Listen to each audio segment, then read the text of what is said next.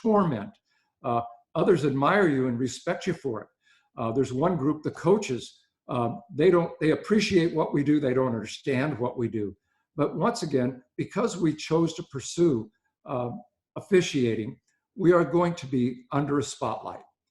Every sports official will have good days. Every sports official is going to have some bad days. There's no getting around it. Anybody who has gone to the professional level can actually admit to the fact, yeah, I kicked a call. Yes, I didn't have a good day today because I missed one out of 160 plays or situations, and that's enough to ruin our entire day.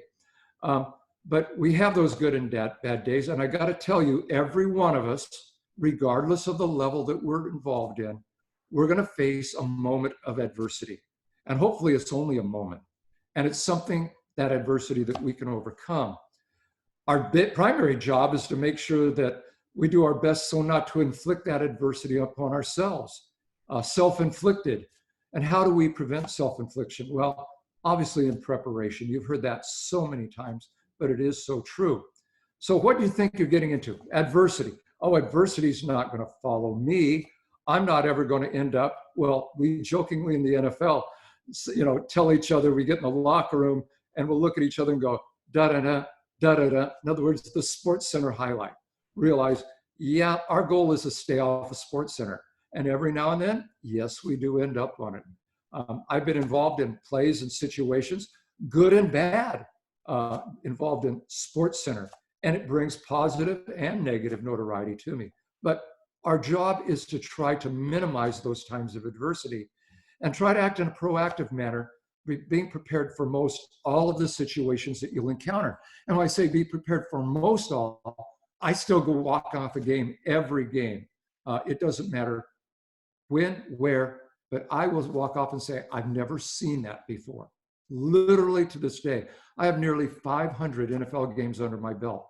As Dana said, I've officiated football for 49 years through my high school career and my D1 career. How many hundreds of thousands of football plays can you say you've been involved in and you still see something new? It's absolutely incredible. So when I say we want to prepare ourselves for most of the situations we'll encounter. So keeping in mind that from the time that we literally step onto the court or step onto the field, that we are under scrutiny. Every act that we make, every behavior that we have involved in. I can give you an example. One time I was working college football and I walked up to a coach, shook his hand and smiled. And I walked up to the other coach, shook his hand, and I didn't smile. The fact that I didn't smile was brought to the attention of one of the athletic directors. And I thought, you've got to be kidding me. The reason I smiled was probably just for the fact that the coach had something cute to say before I shook his hand and kind of giggled at it a little bit. But nonetheless, just understand that kind of looking glass. And the higher up you go, the more that magnification grows. It grows and grows. So you have to say to yourself, how am I going to be able to handle the adversity that no question, I'm going to face at some time? Well, first of all, I want to backtrack a second and realize that, we get involved in games and we have to be under control. When everything else is going to crap, we have to be the ones who are going to settle it down, look at it with a firm hand, but look at it with a fair hand, and somehow, some way, make sure that we get it right, but it's fair to both teams. And I say this, and I want to take a step further. There is a fine line in a ball game between being nervous and being excited. And when you can develop that understanding of where that fine line is with yourself, you'll have a better perspective, a better grasp of being able to deal with adversity. For some people, adversity would be, oh my God, don't throw the ball into the corner of the end zone because that's where I'm positioned. They're fearful of what might happen and the consequences. There's others of us who would say, God, please throw it into my corner. Please, I can't wait for this to happen. And that fine line between being nervous and being excited, it will show on the field. It will show to those who you work with. But more importantly, it'll show for those who you work for. So we look at adversity. What is adversity? I went to the dictionary, actually, just kind of play with it, and went to the thesaurus, and I found out that it's a hardship or a suffering. Is it bad luck? Or is it something that I can control? Adversity. Can I control adversity? Well, I'm not sure. So let's look back in our career. I tried to think back for the last couple of weeks about my career because I recognize I am in the absolute twilight of my career, not just in the National Football League, but in officiating in general. This gray hair, yes, on my chin does tell you, Dana, I started when I was a sophomore in my college year, and this is now going to be 50 years later after my sophomore year. So in starting with that, I started looking back at the adversity that I was facing as an 18-year-old, a 19-year-old, a 20-year-old, a 21-year-old back in the early 70s. And so I looked and I started asking myself a question. How exciting is this? It's fun. It's great fun. But why wasn't I being recognized as a quality official? Well, I come to find out I wanted to be like one of my mentors. But one of my mentors, my main mentor, God, at that time, he was in his early 50s. And all of his experience, I didn't have his experience. I didn't have his reputation. And so with that, you have to learn that you have to develop those experiences. You have to develop your own reputation, not the reputation that somebody says you are. And so why am I not being recognized? It took a while to understand that coaches were looking for the experienced guy. They weren't looking for the young hotshot. Why is it taking so long for me to be recognized as a quality official? Well, I hadn't really developed and found that mentor who was going to give me that direction. And unfortunately, I had some direction that maybe wasn't too good because the direction I followed was what I thought a sports official should have been. And so in essence, I'm going to be honest with you. I had an epiphany. I really did. And it happened while I was coaching. I was in my 25th year. I'm coaching high school baseball. Just got a job as an assistant coach. And I mean, I'm officiating. I've got quite a few games now, but I'm not moving, and I didn't understand why. And I come to find out I had a tin badge on my chest, a tin badge. I was like that cop who walks up with a total authority, and I'm going to show you, and you're going to listen to me, and you're going to follow my direction. And that tin badge was pretty bad. I'll be honest with you, it was pretty bad. But it wasn't just there. I was a classroom teacher. I was a high school baseball coach, and I found out I was wearing that badge virtually everywhere. Young teacher, young coach, young official. And one day in a practice for a game, I had an assistant coach who was a buddy of mine's father, and he was in his 60s. And we went through a practice, and I was, getting guys ready for the game. I was excited, but I was pretty hard on a couple of kids about things. And he says, Tony, let's go have a beer. And after practice, we never went and had a beer after practice, but he says, we need to talk about something. So we went out, we started talking about one thing or another, and he asked me, he said, how do you think Tim is feeling right now? He was our shortstop. And I said, well, what do you mean? He says, do you think he's ready for the game? And I said, yeah, I think he's ready for the game. He says, what's his thought right now? What do you think he's thinking about? And I said, I hope he's thinking about the game. He says, what is dad asking? What is mom asking? How did practice go today? What do you think he's going to say?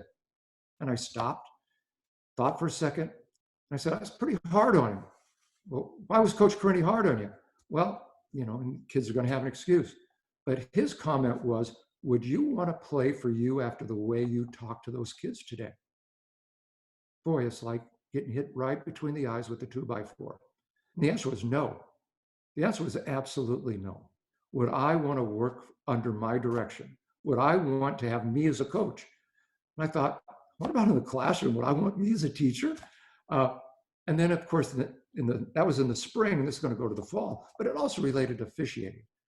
Would I want to be the head linesman that everybody wants to work with?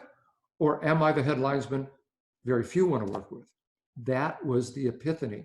And in essence, I said, I want to be that teacher that I wish my kids had. I want to be that coach I wish I had.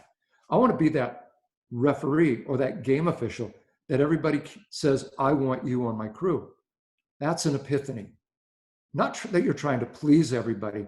It was, I found out it's doing my job to the best of my ability. Being prepared. No excuses. I'm going to get back to no excuses, but no excuses. And I came to the realization that I didn't want me as my, thank God I can think back, and that was how many? That's almost 40 years ago.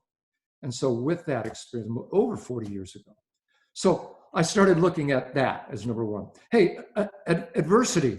Adversity is misfortune. And so I wanted to be assigned to that game that everybody wants, but I wasn't getting that game. I wasn't being assigned to that game. Why? Because over those first 2 or 3 years, 4 years, I was developing a reputation. Unbeknownst to myself, but I was developing a reputation. I needed to get rid of that reputation. But I had those games that nobody else wanted. Nobody else accepted. I was accepting everything as a young 20-something football official. But I was getting those games that had the bad coaches, that had the bad teams. And, you come to realize, wait a second, I was a coach. And my teams didn't win all the time. All of my students weren't successful all the time. Maybe I was one of those people. So I started asking myself, what kind of reputation am I gaining? But at the same time, something different. The epiphany was, wait a second, I'm a coach and this game is important to me. It's important to my players. It's important to their parents. And I realized I wanted a sports official. I wanted an umpire behind the plate who took our game seriously, who really helped the kids to be successful, helped me to be successful. And so as a coach, I realized, wait a second, I wanted a good official who cared, an official who worked with me, an official who provided me information, an official who didn't carry that big old tin badge on his chest. And so I took that to the season. And what I found out was that if I worked that game nobody else wanted, and I did a good job, those coaches let people know, this guy did a heck of a job for us. This guy talked to me. This guy gave me information. Even though we got our you-know-what's kicked today, he helped us to be successful. Boy, your reputation starts to change in the eyes of administrators. It changes in the eyes of coaches. And when you're working with other guys, they start to see the change. And so when we look at this, I always kind of talk in every speech I give about officiating. Guys, it's a player's game. It's a fan's game. It's a coach's game. It's an administrator's game. In our league, it's the owner's game. My name is not on the football. Roger Goodell's name's on the football. He represents the 32 teams you see behind me. And so with that, you're going to start to see that through those adverse situations, you develop a reputation. It can't be handed to you. It's something you have to go out and get. It's something you have to earn. And it's going to be a reputation that I have to say with you, you're going to carry with you. So unfavorable, an extremely unfavorable experience or event. That's an adverse situation. So with it, what you got to learn to do is you got to take yourself out of it. People often say to me, they say, Tony, you look different on the field. You handle yourself differently than maybe you do when I see you in a classroom, when I see you walking down the street. You seem to walk a little taller. You seem to have a bigger, stronger stride. You have a confidence about you. Is it an act? And the answer is no, it's not an act, but it's a development over time of how I want to be perceived and how I realize how people perceive me is going to see how they react toward me also. So I want to react in a positive manner and develop that into positive experiences. Like I said, your history will follow you. And does anybody I have skeletons in the closet. I can go way back and say, yeah, I didn't handle that very well. But I'd like to know that in the future and throughout my NFL career, I've handled things a lot differently than I had in the past. And that's come through time, experience, and age. So I go into my own history a little bit. Let me give you a couple NFL examples of adversity. How's this for your very first game? You walk up to the sideline prior to the game, you stick out your hand, and there's Marv Levy, the head coach of the Buffalo Bills. Coach, I'm Tony Corrente, and he shakes my hand and pulls me tight, and he says, what effing rock did they pull you out from? And your heart stops. What effing rock did they find me under? Are you kidding? That's what I want to say. And I said, Coach, He said, it's great to meet you. We're going to work hard today. Good luck. Boy, what an experience. First meeting I have with a first head coach wasn't what I'd call the most positive meeting I've ever had. But you've got to say to yourself, you've got to learn the fact that they look at you in an adversarial role. Here's Marv Levy, who's had years and years and years of experience. He's been through Jim Kelly and 4 Super Bowl losses. He knows more about the game of NFL than I have in my entire life. I don't know what it's all about yet. And so it's up to me now. I got to take that and say, I've got to prove to this man that I'm better than what he thinks he is, what he thinks I am. I've got to show him.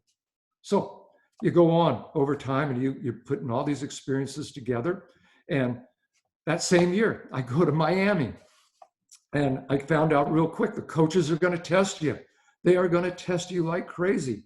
And here I am, I'm in Miami, and on the sideline, oh my God, I've got Don Shula. Don Shula. I've watched Don Shula, Baltimore Colts. I've watched him with the Dolphins. He's had these great, great, great teams. I don't know, it's his final year. Sports Illustrated named him the Sportsman of the Year. I do know that. And I'm excited to work Don Shula. And he comes over to me during the game and he says, Tony, good job. They just told me upstairs they've looked at it. Nice job with that. Comes to me a little bit later, says, hey, you guys did a nice job. They told me upstairs you did a great job. And at some point in the late third quarter, he comes running at me with every non-sportsmanlike F-bomb you could ever imagine and tells me that I had done a terrible job, that I won't survive in the league. And he goes on and on and on and on, and he walks away. And I did it without any comment. I had a friend of mine, Sid Seaman, who was one of my mentors par excellence, who said, Tony, remember something. They can never quote silence. And so you take it, and you took it and took it. Within 30 seconds, a gentleman, big as life, walks up next to me. He's an assistant coach. And I turn, big as a mountain, his name is Joe Green. Yeah, Mean Joe Green. And he says, hey, ref, how'd you do that? And I said, do what? And he says, act like nothing happened. That man scares me. And I started to giggle on the inside, needless to say, but it's one of those things that you kind of learn over time, is not let them take you out of your place, take you away from what your job is. And of course, the play he's talking about, you look at it on TV later, everything was fine. It was a test. It was a test of, well, am I going to be able to step beyond that and go on? Here's another example. I had a game in Indianapolis between the Colts and the Chargers. I got Jim Moore on one side and the Chargers coach Bobby Ross, and I'm involved in a play that literally, the entire stadium down in one end zone starts chanting, 99 sucks. 99 sucks. 99, and it starts permeating throughout the entire stadium. And they're all in unison, 99 sucks. Well, that happens to be my number. And Bobby Ross walks up to me and he's got a smile on his face and he just says, wow. He says, I've taken a lot of heat before, but this is far and away one of the best I've ever seen. He made light of it, which helped me say, okay, that's it. But what was my job from that point on? To show that I am not going to fold. I'm better than that. I've got to show I'm better than what they think I am. And so with that, you go over the other sideline in the second half, and Jim Mora makes allude to it. And he says, Tony, you're better than that. I know you are. Whoa, validation. That comes after a few years in the league. They know what you're capable of doing. And so you start realizing that if you continue the path that you know is true, things are going to be okay. A few years later, I'm in Baltimore with the Ravens, and Jim Harbaugh, the Jim Harbaugh, who's the coach at Michigan, was the quarterback. And we've got a play, and he's dropping in the pocket. He drops in the pocket. He drops in the pocket, and he throws a pass from the pocket, nowhere near the line of scrimmage. So I've got a flag down for intentional grounding. And he's on the ground. He literally crawled over the flag, picked it up, and threw it right at me and hit me. So I pick up the flag and I throw it in the air. And he goes, what's that mean? And I said, Jim, what that means is we're going to penalize you intentional grounding in the spot you threw it from, which is here, which happened to be about 25 yards behind the line. Now I'm going to enforce that penalty, and I'm going to now penalize you for throwing the flag at me. Now you've got a third and what turned out to be about a 3rd and 55. And he just started laughing. Well, with that said, left it alone. He retired. The next year, he's an assistant coach with the San Francisco 49ers. And I go to their training camp. And he mentions to me this play. He walks over and shakes my hand and mentions, says, Tony, that's one of the best ever. Under control, you just told me the way it's going to be. No ifs, ands, or buts. This is it. I said, well, just understand that's the way it goes. Well, long story short, years later, he's now the head coach of the San Francisco 49ers.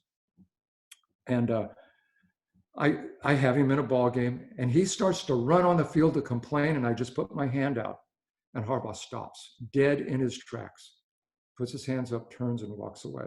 Or this is Jim Mora, excuse me, and walks away. Jim Mora was with him, with Harbaugh when we were talking. The point is, they realize what their limitations are, and that's kind of where it's at. But you go a step further, and you talk about adversity, and Dana alluded to, excuse me, the fact that I was discovered to have cancer. And with that, throat cancer, and I was in the very edge of stage 3 going to 4. I mean, I had it in a few lymph nodes and the whole shot, and they were, I didn't know what was going to happen. Anyway, doctors wanted me to continue to work as long as I could through the adversity of my treatment. And so I didn't actually start treatment until really the 1st of November. And it wasn't until just before Thanksgiving that I could no longer work. But I have to tell you, I had the best season I ever had. I didn't care. There were no distractions. Nothing deterred me away from the officiating. Guys, it's something I love, something I have passion for. And I found how focused I was. I couldn't believe there was nothing else in the world but that game, because every game might have been my last game. I didn't know if I could work next week because of the treatments, but they went on and on and on. And I can tell you, nothing got in my way. It was, people still are amazed at it. And I say, I'm amazed at it, but it's a lesson. And it's been a lesson ever since, that those things that distract you, that create the adversity, don't let them do that. You can excel with adversity. And so I found out, really, it's all about attitude. It really is about attitude. Most recently, I had a game this last year, playoff game, AFC wildcard, the Bills and the Texans. And I kicked a play. I didn't actually kick it, but we had a play in the end zone where a player caught the football, started to walk out and tossed me the ball. Didn't signal for a fair catch, didn't take a knee. We have very explicit rules about it. And I went to myself and I kept saying, oh shit, oh shit, oh shit, take it, and he didn't. He tossed the ball at me and I go, we got to talk about this. So I I let the play go as a touchdown, which we know is all wrong. It could be an illegal forward pass, which is what we were going to make it. But make a long story short, we talked it out. And so the best thing to do is make it a touchback. Well, I went over to the head coach, and they had explained to everybody that the player had given himself up through his actions, and we went on from there. The head coach from Buffalo wanted to talk to me, so I went over to him. Total control. Had our alternate referee with me, and I walked over and said, "Coach," and he says, "Tony, explain to me how you could make that a touchback." And I said, "Coach, after talking about it, it was pretty obvious that he had given himself up, that he didn't intend to throw an illegal forward pass. He intended to give himself up." He says, "Tony, we know giving himself up means to go to a knee. We know it means to fall to the ground. We know it means to get into a fetal position. It means to just literally dive to the ground." And I said, "Traditionally, that is true, Coach." And he looked at me and says, "Traditionally?" And I said, "Traditionally, that's true," and walked away. Not a word said from that point on. But I got out in the middle of the field, and we're just leaving. And I put on my O2O, which is a headset that we talk to each other with. And I said to the guys on the crew, I said, "Guys, you ever felt like you're standing stark naked at the 50-yard line? That's where I feel right now." And I got 7 guys on the field with their thumbs up, and 3 guys on the sidelines, same way, thumbs up. Realize the adversity that you're in. Well, I guess I want to say adversity really is how you get over the situation. It's your attitude. And I joke about this, but you know what? My 2019 crew, we have a motto every year, and I mention it every pregame. No excuses, none, no excuses. Don't come to me saying, well, Tony, no, there are no excuses. If we screwed it up, stand up, we screwed up, now we go forward. As they say, the old joke from the movie, A League of Their Own, there's no crying in baseball. And I'm going to say it, and I'll leave you with this. There's no room for crying in officiating. Get over it. And I'll stop with that. And I'll ask if anybody has any questions, whether it's about the thing about adversity or it's anything in general that I could talk to you about. So Dana, I'd like to open it up. If anybody has questions that we can talk about and take this to maybe another level. How's that? Sounds great. So Tony, thank you for that. And if anybody has questions, you can unmute yourself and just fire away while you've got Tony at your disposal. Please, please, please. Really, are you guys gonna be shy on me? Anybody, come on. Dennis, Ken? I'll start. Tony, I remember that play. I was watching in that playoff game, and I saw it, and I thought, oh, what's he going to do? And I remember it took a while for you to actually get out in front and make your announcement after having the headsets on and all that kind of stuff. And I was really impressed with, I don't remember the words you said to the whole stadium. It worked Something out like pretty after good. Discussion. Yeah, and determined. the announcers, the TV guys were right on it the whole time. They were waiting to hear from you too, and we all liked how you made that turn out to be chicken salad instead of the other thing. Right.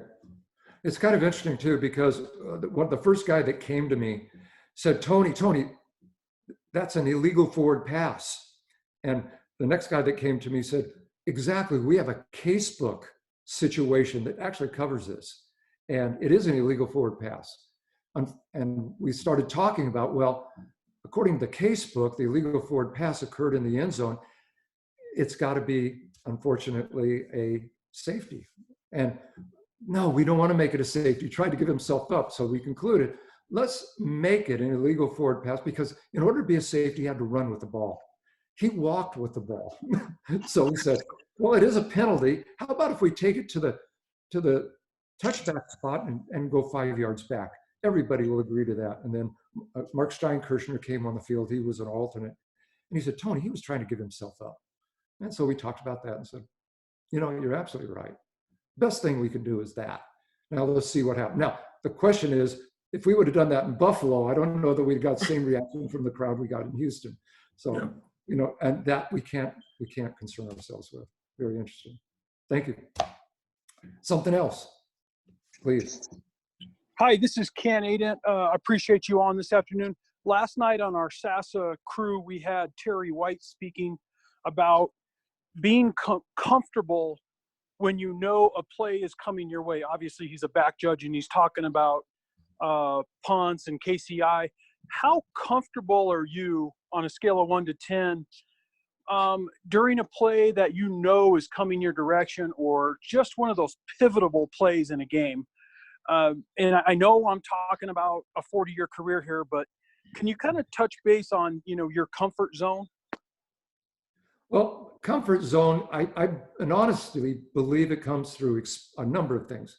Experience, it comes through your preparation. As much as anything, it's your preparation. Are you prepared for that play as it comes? The thing in football, we don't know what the play is going to be. I mean, we're like the defensive team. We can speculate, we can anticipate, but the comfort zone comes from literally your preparation for any adverse situation.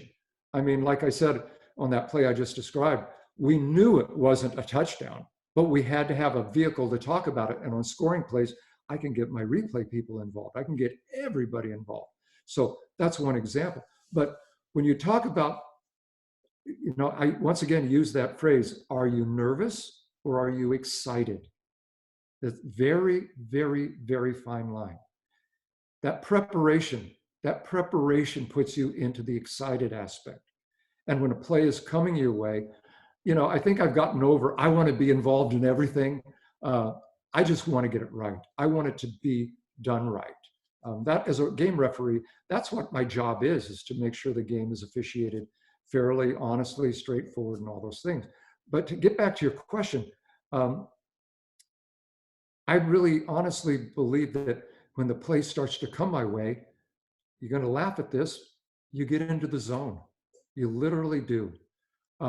People always ask me this question: 75,000 people in the stands, and I didn't hear a thing. My sense of hearing goes when the game starts. My sense of taste, I don't know that I taste anything. My sense of smell, you know, people say, don't the players stink? I go, I guess. I don't think about it. I'm focused.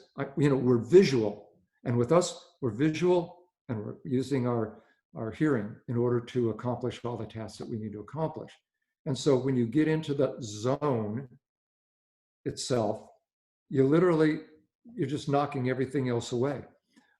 Something that I tell when I go to clinics and camps, and you'll probably hear this time and time again, if you're on the field and you're thinking about your mechanics, you haven't got your concentration on the play. Your concentration should be on the action of the players, not am I in the right place, not did my signal look good? You know, there's that old story we used to joke about, is there are no attaboys for a good touchdown signal. There are no attaboys for being at the goal line when you're supposed to be at the goal line. There are no attaboys for when you have that bang bang play and you got it right. That's what our job is. But if you're out of position, so mechanically, you've got to work on your mechanics so much and refine those things so much that the only thing you're focused on during the course of that game is the action. And if you're involved in SASA, you're going to hear me speak in a few weeks about a topic. And that topic is doing one job at a time and doing extremely well, and then go to the next job and do it extremely well. Then the next job and do it extremely well. And what I mean by that is think about all the jobs and duties you have from dead ball action to the next dead ball action. If you're the back judge, what's your first duty? Make sure the players get up cleanly and they separate cleanly. Dead ball officiating, that's your very first duty. What's your second duty? Your second duty might be, I got to check the game clock and make sure it's running properly. What's my next duty? And if that's not doing, I have something I got to do. If it's doing something else, next one is, well, I've got substitutions coming in.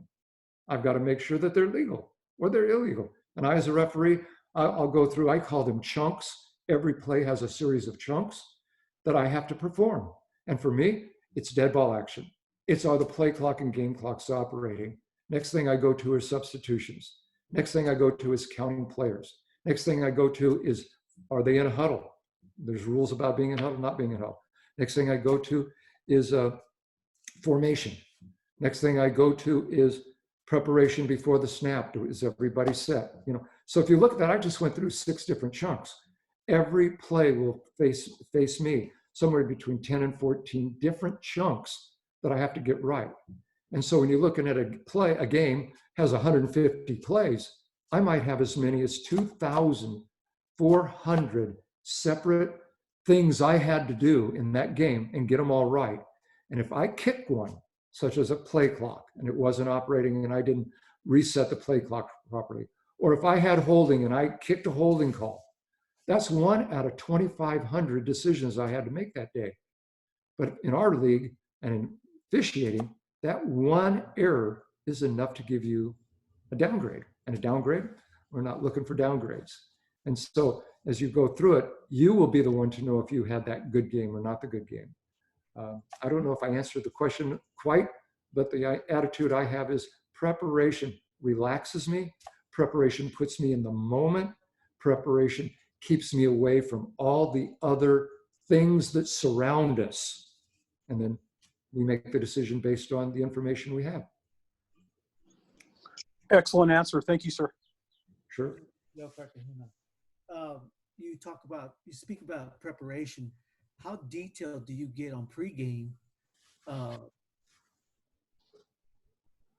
How did we get into preparation pregame? Right, yes, sir. As to what. Okay. Well, my preparation for pregame starts usually about an hour and a half after our game has ended. We get a thumb drive that has the game on it, the TV aspect of the game. And the first thing I'll do when I get on an airplane, I begin the review of that game, because I'm going to use part of that review of the game into our crew preparation. As a crew, we get home, we fill our game reports and things of that nature. Then on Monday, I ask the guys on the line of scrimmage, we have things to do associated with our game. We close out everything that we want to do on Monday. On Tuesday, we then have videotape available to us from coaches' tapes and the TV games. I ask my crew on Monday, give me all the information, things that we should review from our previous game on Monday. On Tuesday, let's start our preparation for next Sunday. And so the guys on the line of scrimmage will look at both teams that we will have. They will look at previous games and look at their formations. We'll look at, the ability of some players. Me and the umpire will look at the offensive and defensive lines of both teams. And we'll look at, guys that get their arms out a little too far and they start reaching and grabbing, or a guy that has poor feet. Our back judge, he's going, we have different back judge mechanics than you have in college. So he's going to be looking at, is the nose guard one who's going to grab on holding plays to prevent the center guard from going to the second level. And then he's going to move over to responsibilities. And, so everybody has something, and we put this film together on Tuesday. They send me specific plays that we will all look at on Saturday. On Wednesday, I put that meeting together. On Wednesday, we also get a test that we have to send back to the league office in New York that we all take individually on computer. On Thursday, I begin my individual preparation.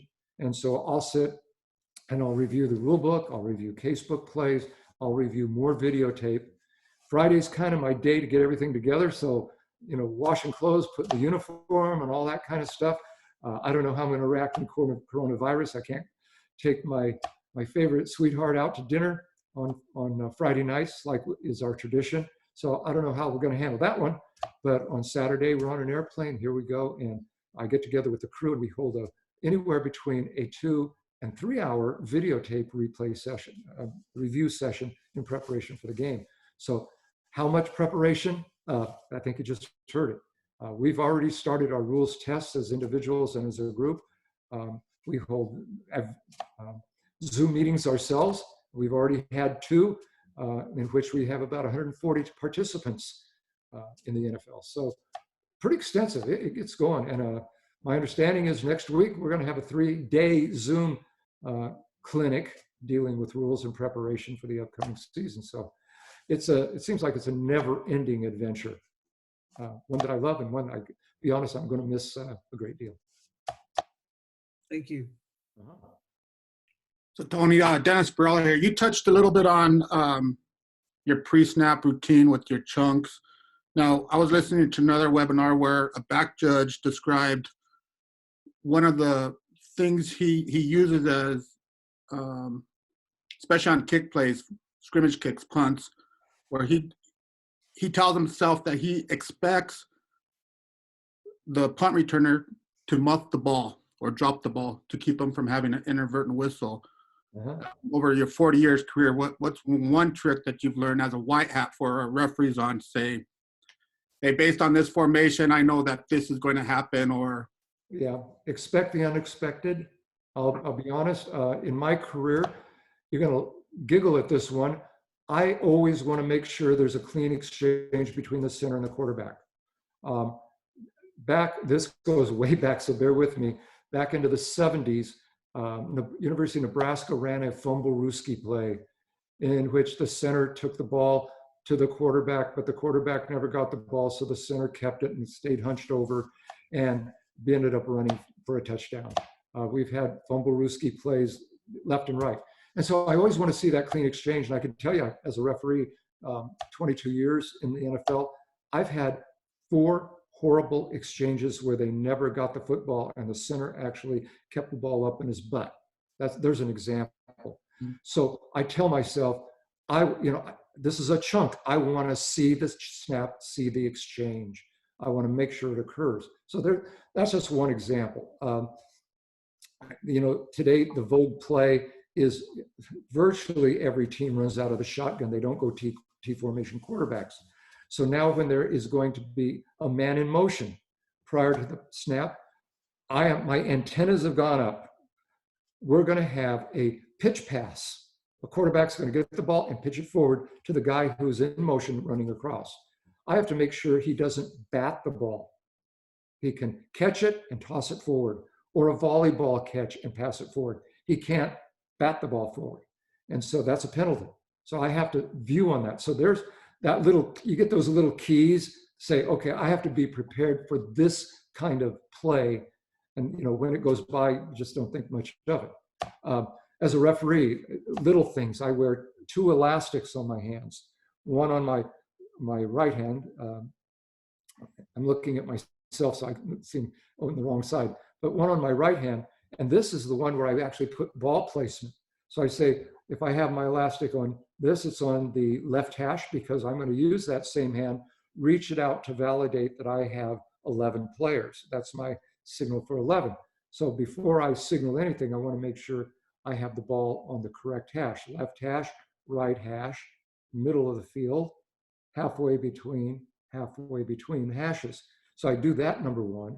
On the other hand is my down indicator, 1st, 2nd, 3rd, and 4th. But with that also, if I keep it on the outside, I tell myself the quarterback is in a T formation. If I reverse it and put the band on the inside of my hand, I know he's in a shotgun formation. You're going to say, why is that a big deal? Because as plays develop, and I've had it happen at, 4 or 5 times, where quarterbacks in shotgun formation end up catching passes. And I've also had it one time where a T formation quarterback pitched the ball back, went downfield and caught a pass. He can't do that. He is ineligible in our rules when he's in a T formation. So I may be doing things that only happen 5 times in 20 years to me, but they happen. I had allude back to the play we talked about before with the play with Houston and Buffalo, and I got criticized by one of our former referees who's now in the media, said that I mechanically was unsound and on and on and on, and I'm the one who baited the kid into throwing the ball forward, creating the whole mess. And my response to that is, in the NFL, I counted them up, I'm somewhere around 4,200 kickoffs, 4,200, basically done what I've done 4,200 times. This time, something went wrong. So guess what? From now on, guess where I'm going to be? I'm going to be hanging the head at the end line until such time that, and I usually hang there because I know he's going to take a knee. Everybody takes a knee. That's why I was walking forward. So mechanically, I made a absolute screw up. Did I bait him into it? I don't know about that. But those little things, yes, you're going to find that there's going to be tip-offs. There'll be that team when you're watching them. I mean, this is why we look at all the film that we look at, that if we have a Gronkowski as an example, who's in a very tight formation, we know that he's probably going to block. If he's flexed out half a step, we know he's probably going to be a receiver, or at least he's going to chip off somebody. And teams, those are their tendencies. And in our league, you're going to say, well, don't other teams pick up on the tendencies? The answer is yes, they do. But the NFL is a matchup of personnel, not of schemes.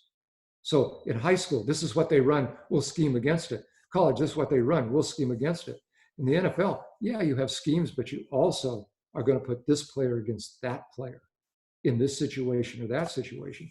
So we start looking at those keys also, and it isn't just the play type or situation, it's maybe where players are located.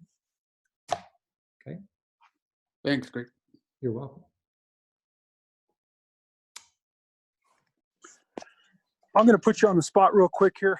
Who Okay. is the best player that you've ever officiated in your He's- career? And I know I'm asking a big question here, but I'm curious No, if you narrow hands it down, hands down, no question. Barry Sanders. I would not have thought you had said Barry, but I can understand that. Barry Sanders was the most explosive player, literally, and he got tackled behind the line of scrimmage because he never got hit. He literally was that evasive. But Barry Sanders, and I'm not exaggerating, each of his thighs were as big as my waist. His legs were huge, and within one step, he could run full speed.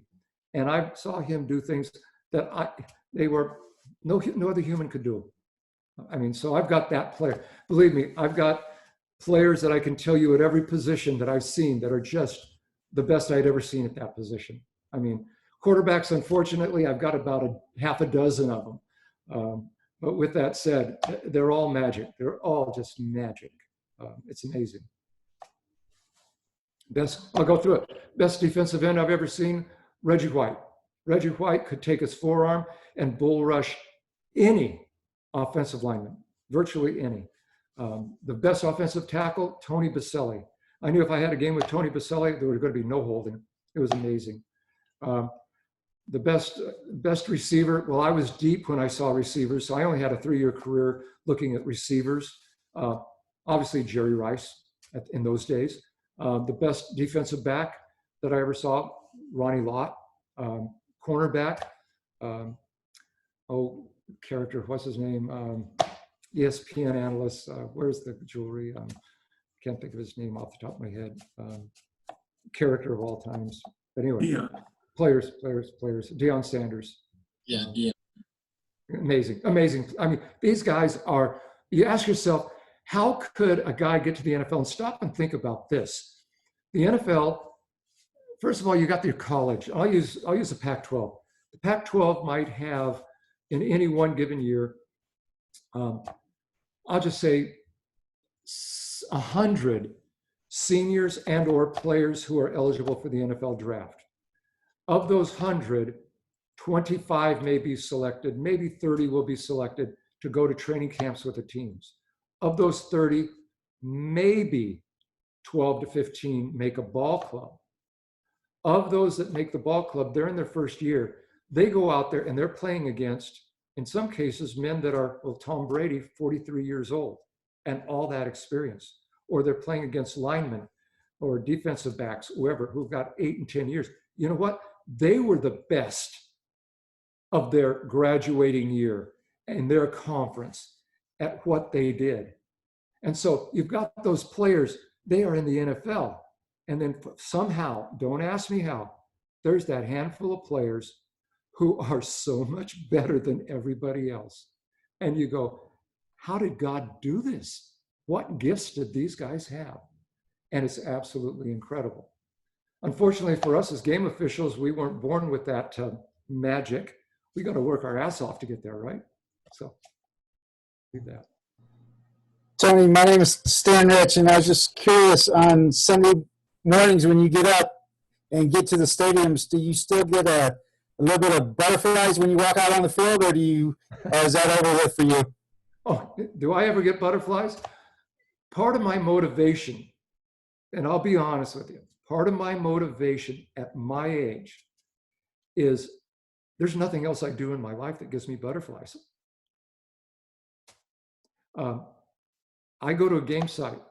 We get in the locker room, and I'm not exaggerating. Starting about 45 minutes before game time, I've got to go to the bathroom 4 to 6 times. I've just got to go. And believe me, the last thing I do before I walk on the field is I've got to go to the bathroom. Excuse me, ladies, I call it the nervous pee. I just got to go.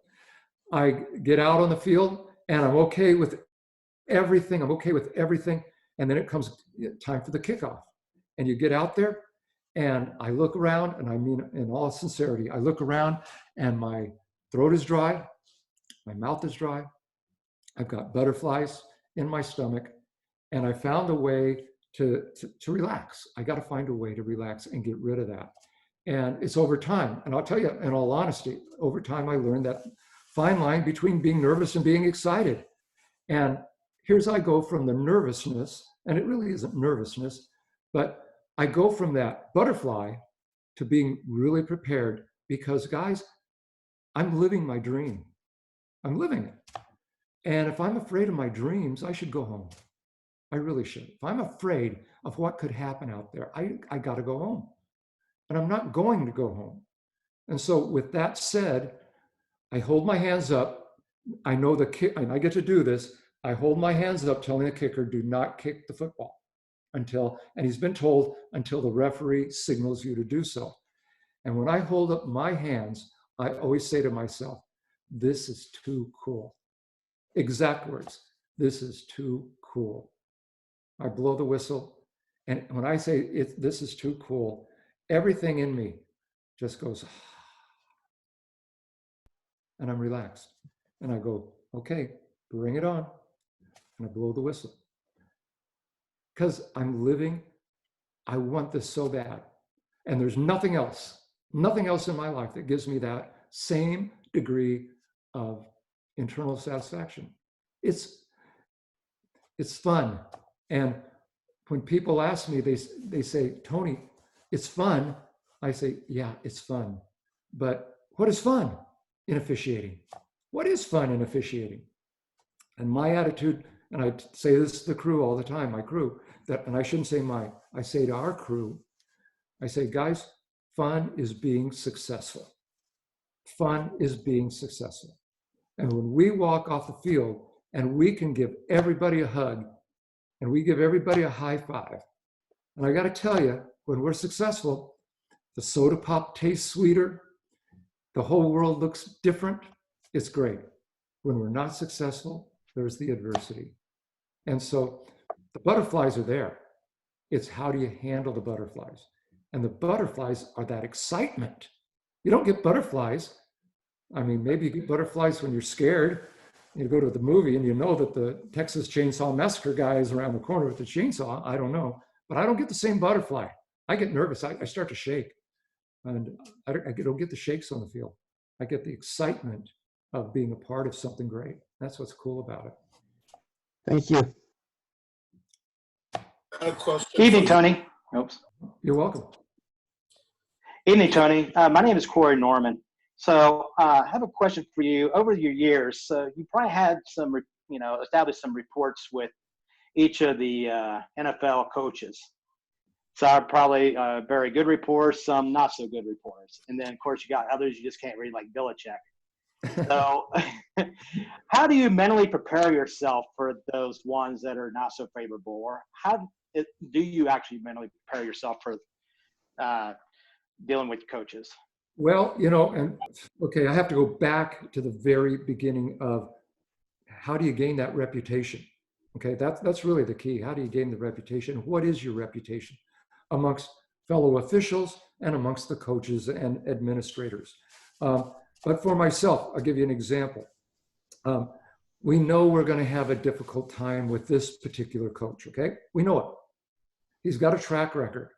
He's just that way. And I got to be honest with you, there's only a couple in the NFL that really consistently, I'm going to say, are really tough to work with. Only a couple. And with that said, how do you do that? How do you deal with it? First of all, you've got to put yourself in a situation.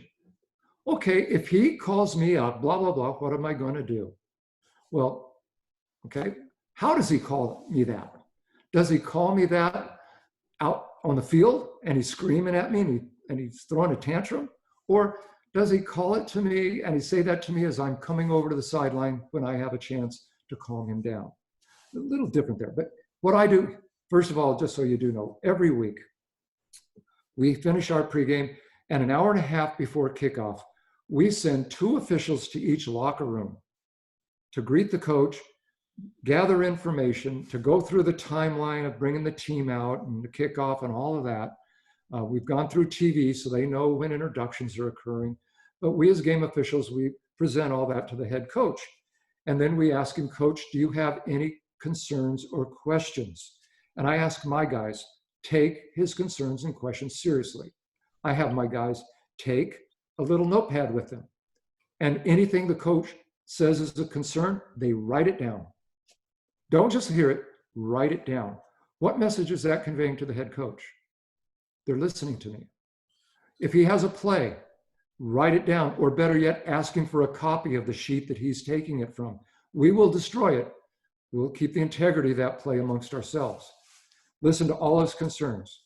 So we come back and we hear what his concerns were. God, he's tighter than you know what, or he's as loose as can be, or whatever his concerns are. At 15 minutes, we walk out on the field. Now, I take with me our down judge, which in high school, I guess is still your head linesman, and our line judge. Why do I take those two with me to each head coach? It's because they are going to be our first sounding board. They're our first line of communication with that head coach. More than likely, the head coach spends time around the down box, around first down. So our line judge and down judge are going to be pretty much on that line of scrimmage all the time.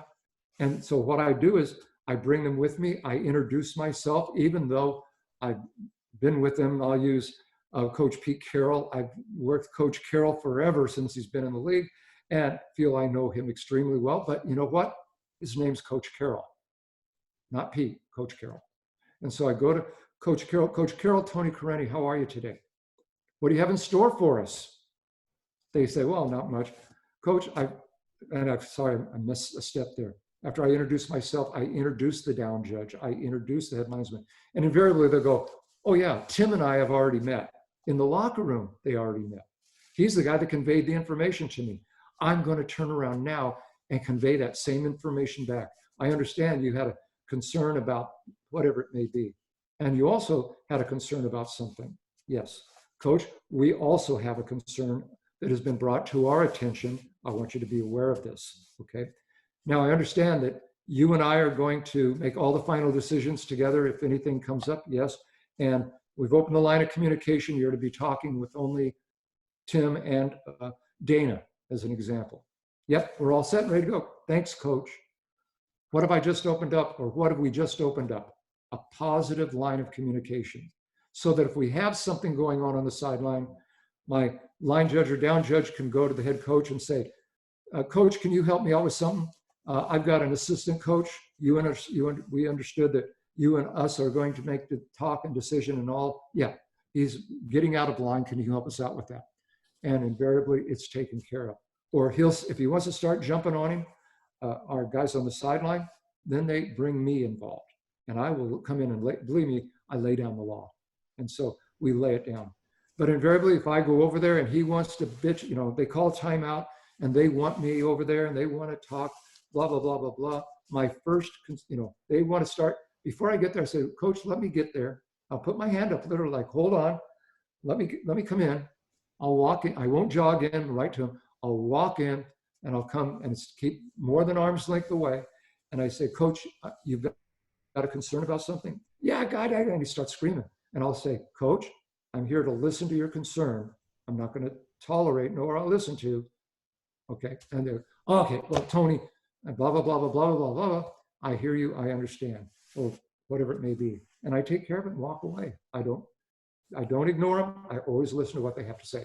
But if they want to abuse me, I say, Coach, listen, I'm not going to allow you to MF me or anybody else on this crew. So let's step away and let's take a deep breath. And they know that. Now, if you want to continue, that's going to be your choice.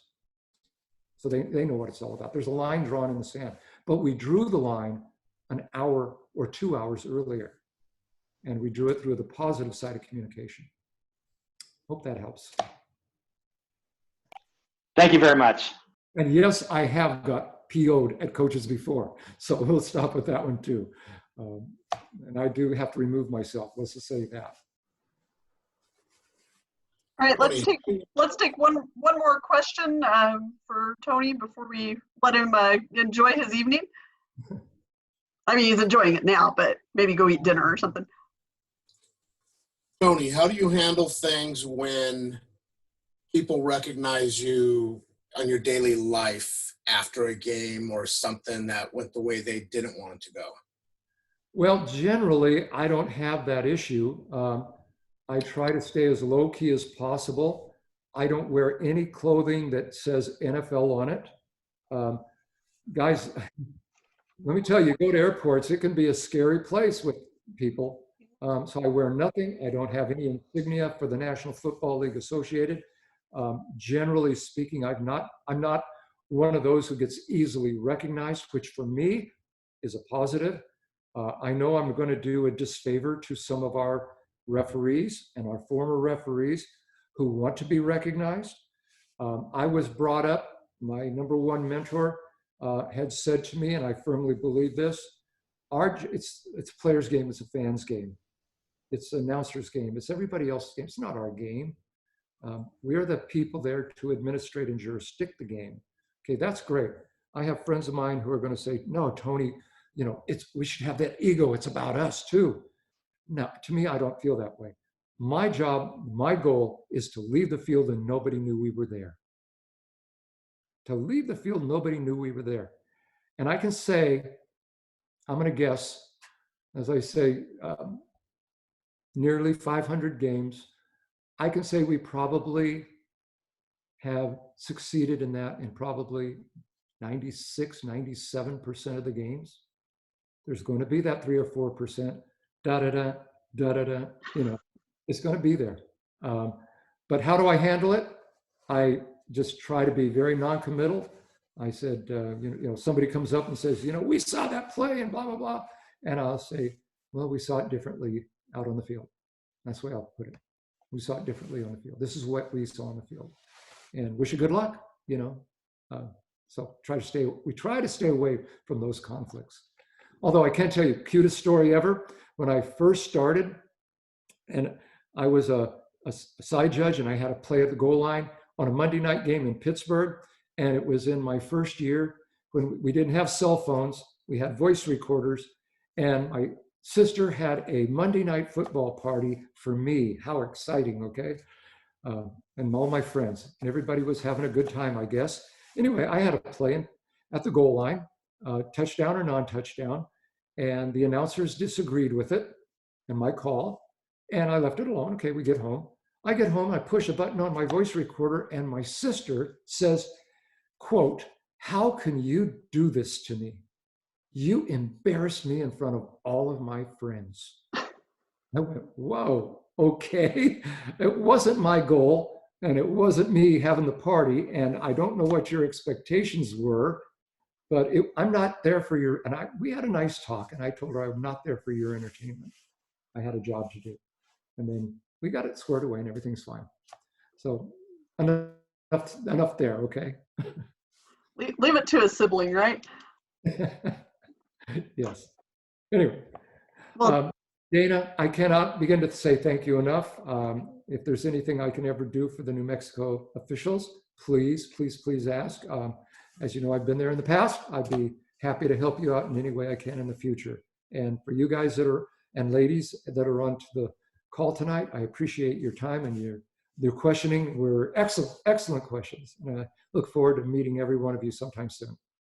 and Tony, thank you so much. I appreciate you spending your Friday night with us, and it was great to see you. And certainly, me. If I need something, I'll definitely harass you because that's how I operate. So you know that about me. But for those of you who don't know, I think I at one point was probably stalking Tony before he came to New Mexico as our keynote speaker. So he knows I'm not above a little bit of that. But we really appreciate that. I appreciate your friendship and your support and spending time with us and sharing your stories and your passion. It's palpable. So I love how much you love what you do.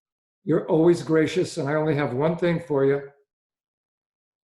Thank you. There's my Cowboys.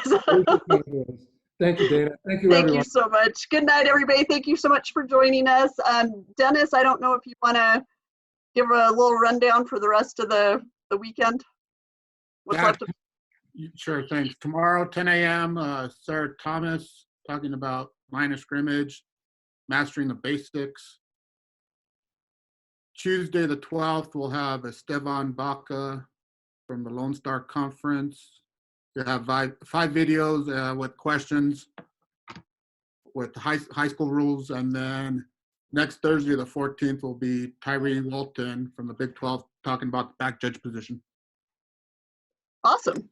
Well, Dennis and Ken, thanks again for getting these started for us. And this was recorded because Dennis was kind enough to remind me to press record. So thank you for doing that. That's great. So we will we'll get the link up and out to you all hopefully on Monday. Thanks again for joining us on a Friday night, and we will talk to you all hopefully tomorrow morning. Have a great evening, and thank you all again. Thank you, Dana. Thanks, everybody.